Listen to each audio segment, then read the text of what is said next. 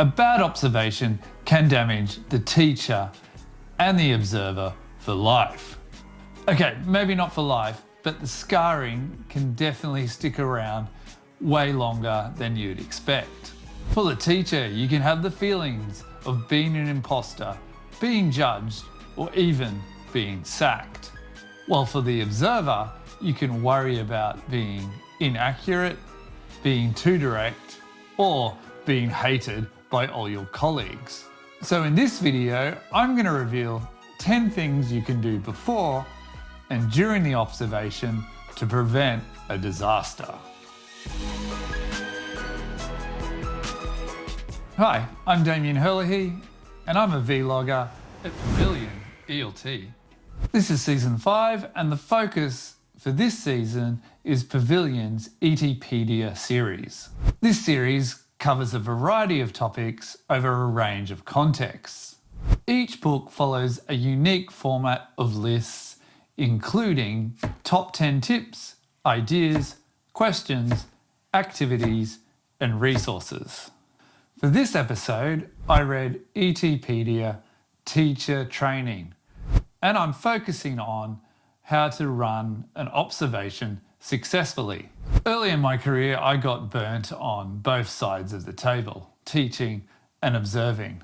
Some of these tips really would have saved me a lot of trauma and heartache. So, I hope you learned something from this. Onto the tips. Agreeing on a focus beforehand is really important. It gives the teacher some agency in the process. They get to decide what the observer will be focusing on. So for example, at my school, I often send out a pro forma, and in that pro forma, it has the two things that the teacher wants me to focus on in the lesson. For example, delivering instructions and classroom management. I then use that to organize my feedback.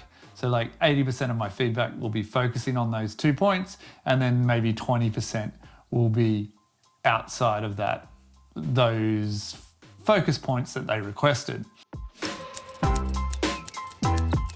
Now, this is really important to particularly calm the teacher before an observation, is to inform them what is the purpose of the observation.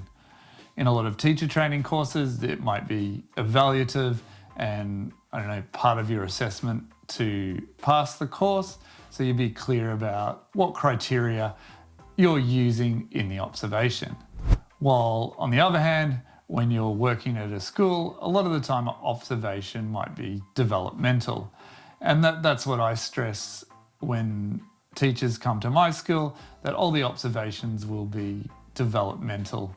It's about growing as a teacher and getting better as a teacher in the classroom. It's a good idea to get a copy of the teacher's lesson plan and materials before the lesson. This gives you time to annotate and make comments and structure your feedback. Also, I think it allows you to, give some tips before the lesson if there's something catastrophically wrong in the lesson plan. And finally, I think it's just good practice, for teachers to go through that formal lesson plan structure, because once you start teaching, you don't really have the opportunity to think through all of these steps. So you want to create a comfortable and positive learning environment. One of the best ways to do this, I found for me, was shifting myself out of the classroom and recording the observation instead. A lot of the teachers preferred this rather than have the pressure of me actually sitting in the classroom. Yeah, this is a great tip.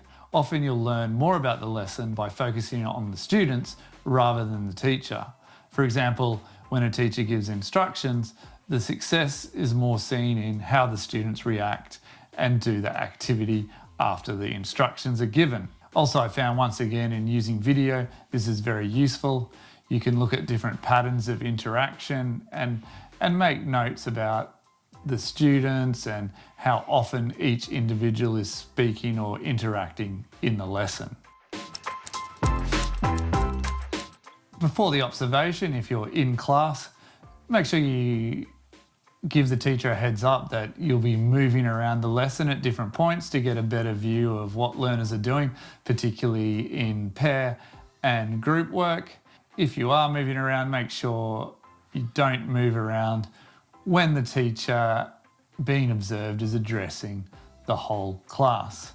But the advantage of moving is that once again you get more insights about the learners and their experience of the lesson.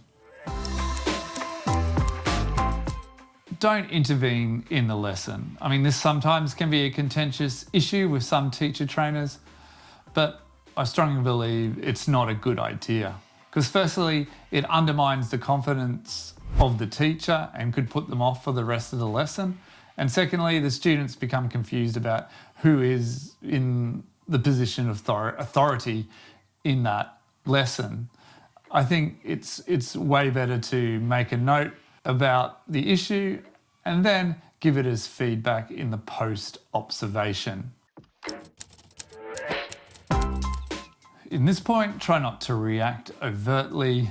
Try to control your facial expressions, as a simple frown can put off the observed teacher.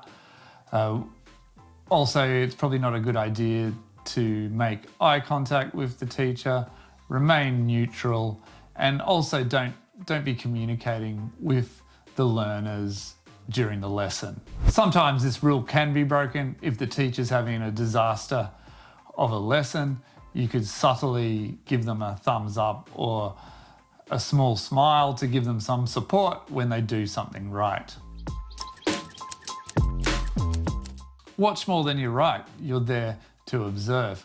Once again, I think video can really help out with this. Either you don't need to be present in the classroom, or you could observe and video at the same time, which gives you the best of both worlds.